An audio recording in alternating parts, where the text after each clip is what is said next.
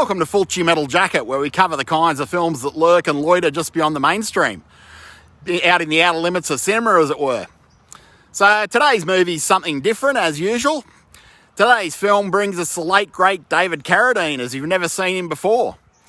So Sonny Boy is a movie made in 1989, and it really is a crime that it's so largely forgotten. The premise of this very eccentric and quirky film is that a two-bit thief called Weasel, played by Dourif, kills a young couple and then he steals their Cadillac.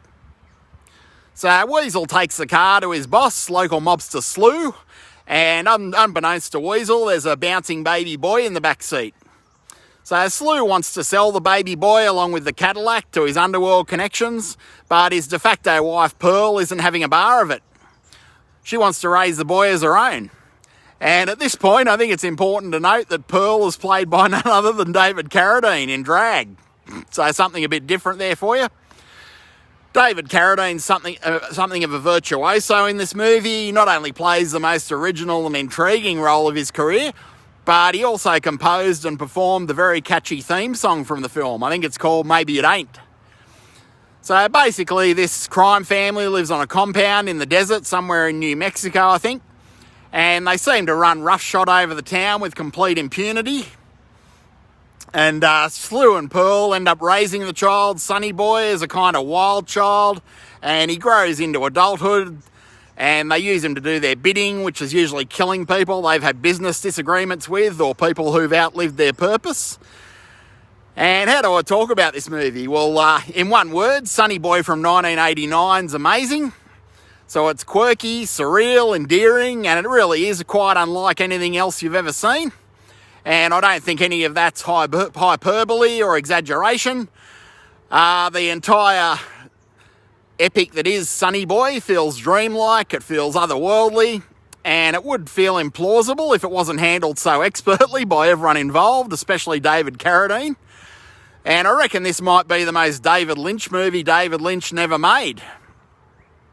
So it's not just about David Carradine, the ensemble cast's also great in this. We have the voice of Chucky, Dourif as Weasel, and we have Paul L. Smith as Slew, and we have a couple of great character actors like Conrad Janis from the Buddy Holly story, and Sidney Lassick, who played the pet shop owner in Alligator. But the real highlight of this one has to be the late great David Carradine, as you've never seen him before, in the lead role of Pearl. So Mr. Carradine plays things completely straight, which really makes the performance completely straight, if you'll pardon the pun. And Carradine also wrote and performed the song Maybe It Ain't, which is used several times throughout the film. It's a bit of an earworm, this song, and you'll be humming it for days, I reckon, once you hear it. At times, this film does feel like a bit of a David Carradine vanity project, but as far as vanity projects go, Sonny Boy's a lot more successful than most.